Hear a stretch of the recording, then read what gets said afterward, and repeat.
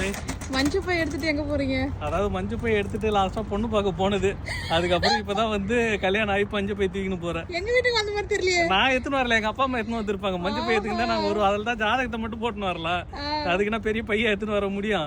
இது இந்த ட்ரக்கிங்லாம் போறவங்க மாட்டின்னு வருவாங்களே பெருசா, அது மாதிரி மஞ்சு பை போட்டுனா அதில் தான் ஜாதகத்தை போட்டுக்கின்னு ரேஷன் எல்லாம் போட்டு எடுத்துன்னு வரலாம்.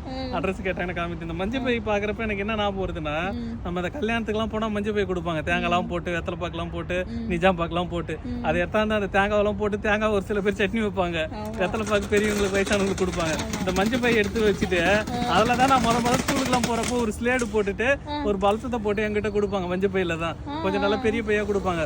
ஒரு சில பேர் அதுல பேரோட போட்டு இருப்பாங்க. மணப்பெண், மணமகள், அதாவது மணமகன் அப்படின்னு போட்டு அவங்க படிப்பு கிடிப்பு எல்லாத்தையும் போட்டு அட்ரஸோட போட்டு இருப்பாங்க.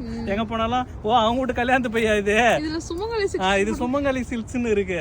அதாவது இது மாதிரி கல்யாணத்துக்குலாம் போனா கொடுப்பாங்க. மஞ்சள் நீராட்டு கொடுப்பாங்க. அப்பெல்லாம் வந்து ஸ்கூல் படிக்க போறப்ப நாங்க மஞ்சள் பை தான் எடுத்துன்னு போவோம். அதே மாதிரி நிறைய பேர் வந்து ராசியா இருக்கும் மஞ்சள் பை. அதை தான் வந்து எல்லா இதுக்கும் நல்ல காரியத்துக்கு எடுத்துன்னு போவாங்க. ஒரு ரிஜிஸ்ட்ரேஷன் பண்ண போனா எடுத்துன்னு போவாங்க. லைசென்ஸ் வாங்கும்போது எடுத்துன்னு போவாங்க. அதுதான் கரெக்ட். இதுதான் எடுத்துன்னு போலான்னு மஞ்சள் பை எடுத்துன்னு போனா பாஸ்போர்ட் வாங்க போல. ஏற்கனவே நம்மள மண் வாசனை மாறாம பேசிக்கிறான்னு இதை பார்த்தானா வச்சுங்க கன்ஃபார்ம் தாண்டா இவன் தாண்டா அந்த பட்டி கேட்டா அப்படின்னு முடிவு போட்டுருவாங்க. நிறைய பேர் பாத்தீங்கன்னா ஏரி வேலைக்கு போறவங்களும் மஞ்சள் பை தான் எடுத்துன்னு போவாங்க. ஏன்னா அங்க போய் வேலை செய்ய போறது கிடையாது, உட்காந்து ஊருக்கு தான் பேச போறாங்க. ஆமா, நிறைய பேர் நடக்கிறதானே சொல்றேன். அது இல்லாம அதுல என்னன்னா சாப்பாடுலாம் கட்டிக்கின்னு ஸ்நாக்ஸ்லாம் எடுத்துன்னு போயிடுவாங்க. போய் உட்காந்துக்கின்னு சாப்பிட்டுக்கின்னு அது சாப்பிட்டு காலி பிடிச்சிட்டு கையெழுத்து போட்டு வரப்ப காசு வாங்கின்னு வருவாங்க. இந்த ஏரி வேலை ஒண்ணு. அதுக்கப்புறம் நம்ம துணி எடுக்க போனோம்னா வச்சுங்களேன், சுமங்கலிலாம் பார்த்தீங்கன்னா ஒரு சின்ன துணி தான் எடுத்திருப்போம். அதாவது ஒரு துண்டு வாங்கினா கூட அதை இதில் போட்டுட்டு இவர் எடுத்து கையெழுத்து கும்பிட்டு அப்படி தான் கொடுப்பாரு. அதுதான் அந்த தொழில். இப்பெல்லாம் நம்ம போய் $1000 வாங்கினா கூட இந்த போட்டு தூக்கி கொடுத்துட்றாங்க.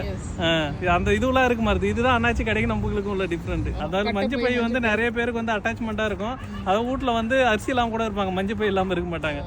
எல்லா வீட்லயும் ஒரு மஞ்சள் பை இருக்கும். எங்க வீட்டுல இல்லாதவன்றவங்க மட்டும் கை தூக்குங்க, மீதி எல்லாரும் வந்து கமெண்ட்ல சொல்லுங்க. மஞ்சள் பை எல்லாரும் செஞ்சில யாரும் ஒர்க் பண்றீங்க, இதே மாதிரி எத்தனை பேர் மஞ்சள் பையா தயாரிக்கிற கம்பெனி எல்லாம் வச்சிருப்பாங்க, அவங்களும் இருந்தா கமெண்ட்ல சொல்லுங்க.